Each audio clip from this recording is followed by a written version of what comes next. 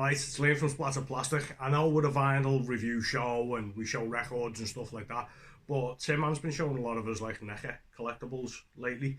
So I kind of wanted to join the party, although I haven't got any NECA collectibles. I've got like loads of other stuff like that might interest you, might not.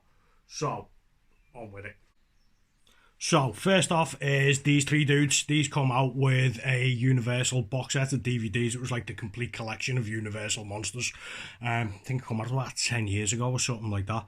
But I had to buy it just for these alone because they are unbelievable. So we've got Dracula, Bela Lugosi obviously, Boris Karloff as Frankenstein, and Lon Chaney Jr. as the Wolfman. Let me just try and flip these around so you can see that. Sculpts, man. Sculpts on them are so good. They all come on this, like, little mausoleum cemetery base. Absolutely phenomenal. I think the box set was, like, really cheap as well. I haven't got the box anymore. Certainly still got the DVDs. Okay, it's a bit of a bit shameless, this one. This isn't actually a collectible. This is a mask that I kind of made myself. Got it, painted it all up. Looks a bit skewed there, so let me move this camera around. Oh, looks better. So yeah, got it for Christmas. Mrs. got me just a blank mask, so got some chevrons for it, painted it all up, weathered it down, and absolutely love it, man. This is going to feature heavily on a couple of up-and-coming episodes. So next up is one of my prized possessions. It's, look at that, man, you can see me right back. Hey, it's the Arrow Video Phantasm limited edition box set. So it's all Phantasm movies, artwork by one of the best artists in the business, Ghoulish Gary. Absolutely phenomenal, man. And you can see me in the back of it. It is so reflective, pure chrome. Top one in my collection. So this is us getting into my kind of collecting. I love getting autographs, especially of people that I never thought I'd meet. So first one up is Dario Argento, and second one up is also Dario Argento. These are probably two of my favourite posters that I've got signed. So this is one of my favourite parts of my house. It's my horror wall. So starting at the top, we've got signed Gunnar Hansen. We've got Jeffrey Combs and Barbara Crampton from Reanimator. We've got Doug Bradley and Clive Barker on a print from, I think it was Hellraiser 3. We've got Riggio Deodato, Cannibal Holocaust, obviously. Eileen Dietz. First, Bill Moseley. Ari Lemon. George Romero, another Bill Moseley, and CJ Graham.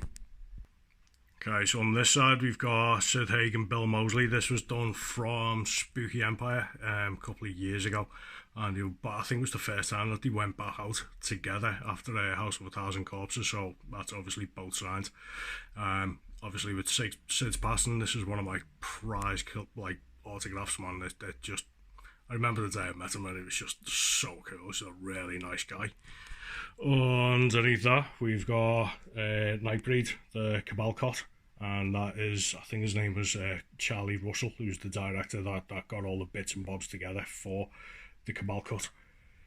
And at the bottom, we've got, sorry, the camera's dead shaky, can't get this one on anything, Ed Neal, who plays the hitchhiker in Texas Chainsaw Massacre, obviously. So this side isn't really, it's not autographs as such, but it's Halloween 2 poster brought out by Death Waltz. We've got the Cannibal Holocaust poster next to the other Cannibal Holocaust poster. This was in the Grindhouse release in DVD. When they released that, it was like the original, or like a copy of the original poster for it.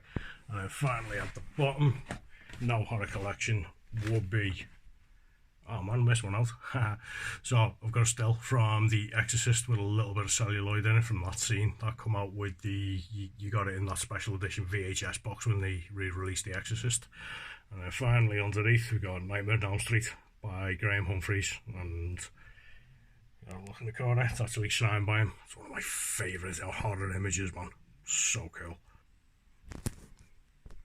And then we end up in the loft. So this is going to be our new Splatter Plastic studio when we get around to actually being able to do it again. So we've got a big space in the middle there for the Splatter Plastic logo. So we have got Changeling poster, come out when the special edition Blu-ray come out.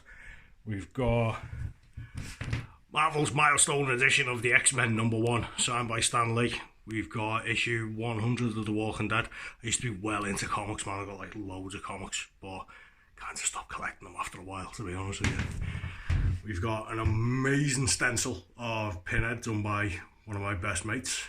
We've got Jason Takes Manhattan, signed by Kane Hodder.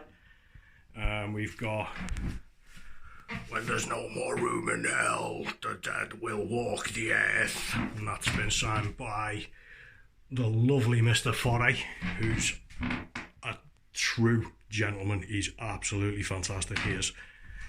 Next along, Lucio Fulci Classic, Gates of Hell. Again, I come out with the special edition Blu-ray when that come out. Love me some Halloween Horror Nights, so we got a little Halloween Horror Nights poster for, I think that was like 2 years ago maybe, can't remember.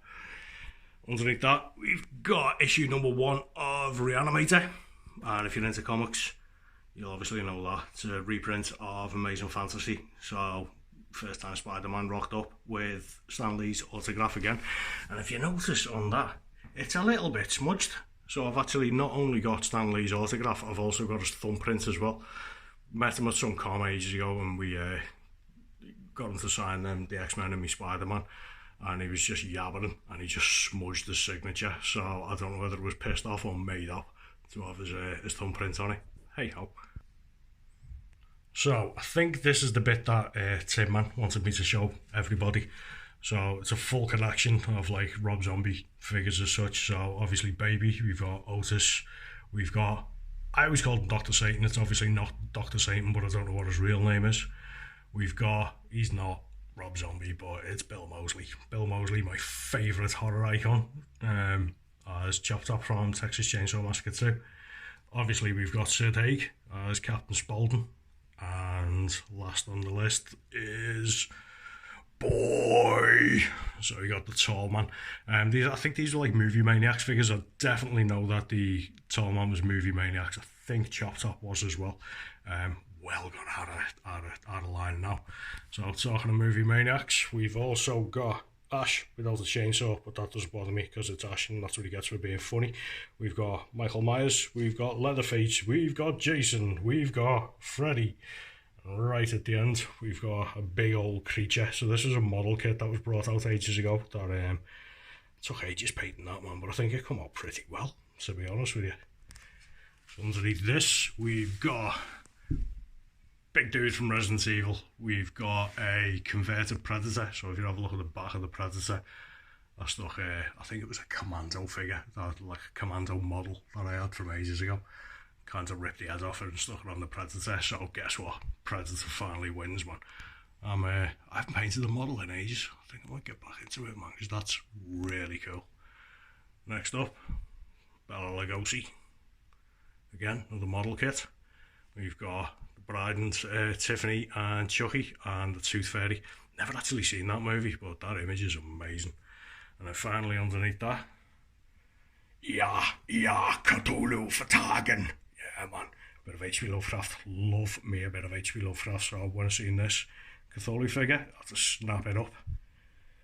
Christmas present from a long time ago off my amazing wife. It was a Friday the 13th snow globe. I haven't never seen these before, and I've certainly never seen them after. Don't know what they're what's this little fella on the end? A little wraith from Lord of the Rings. And then we've got a big 12-inch Leatherface, motion activated, still works. I'll stick it on in a minute. Obviously we've got another Frankenstein. So these three next ones are all model kits that are made and painted. So we've got Jason and Freddy. I like the way that they're going down, like a little spooky gang. Next up is Texas Chainsaw Massacre bust.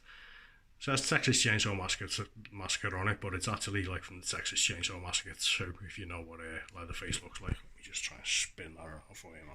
That's the model's amazing. Look at that. So cool. That's it. Then back to it. Really miss painting these things, man. Really miss it. Detail on that is awesome, innit? Look at that. Yeah, man. I think I might get back into that after doing this.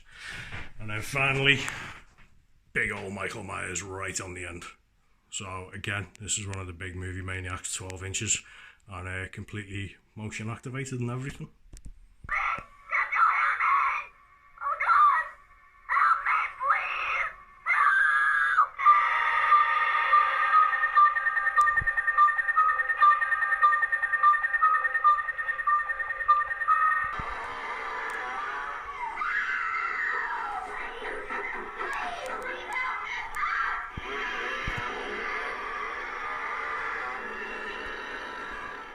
And finally, we've got a original sheet from George Romero's Day of the Dead. So obviously, this is one of the papers that fall away on the street and they're just blowing down, and the crocodile and the zombies and the hello. This is one of my prize possessions, man.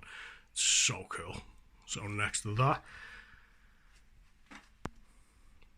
shouldn't have to introduce it, but Basil Gogo, man. Got an original Basil Gogo print. Met him at a Chiller Theatre in New York donkeys years ago. I think it was about a year before he died, and friggin' shot myself when I seen him. So you meet Basil Gogo, man, you've got to buy one of these fellas off him, and it's signed as well.